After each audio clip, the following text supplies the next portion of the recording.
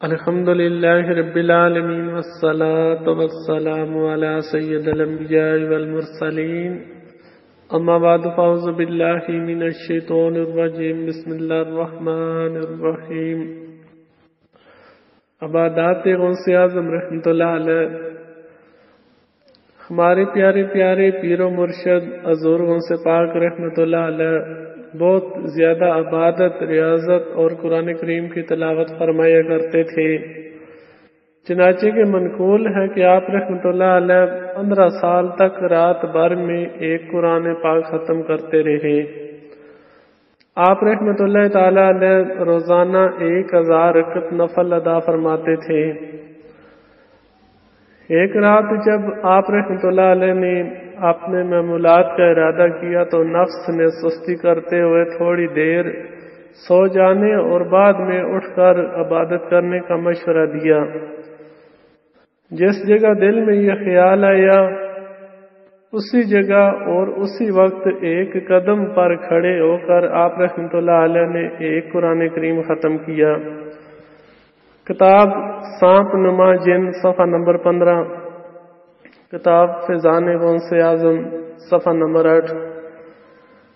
ہو سکتا ہے کسی کے ذہن میں یہ سوال پیدا ہو کہ بزرگان دین رحم اللہ تعالی اتنی زیادہ عبادت کیسے کرتے تھے؟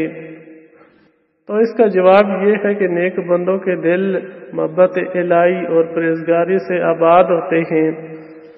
یہ اپنے دلوں سے دنیا کی محبت نکال دیتے ہیں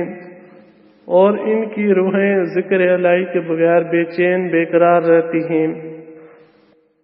اس لیے وہ ہر لمحہ یاد الہی میں مصروف رہتے ہیں،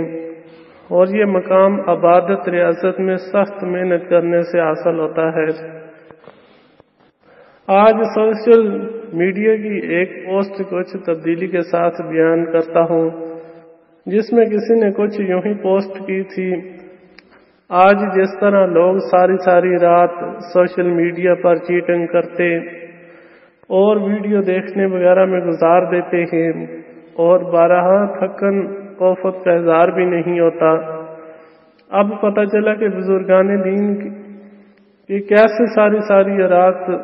عبادت الہی میں گزار دیتے تھے کہ ان کا چین قرار یاد پروردگار میں تھا،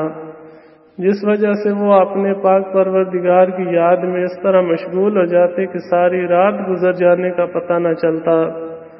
اور ہم دنیا کی لذتوں میں ایسے مست ہیں کہ ہمیں دنیاوی خواہشات سے ہوش ہی نہیں آتا۔ اللہ تعالیٰ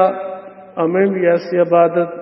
کرنے کی توفیق عطا فرمائے، آمین بجائے النبی الامین صلی اللہ تعالی علیہ وآلہ وسلم۔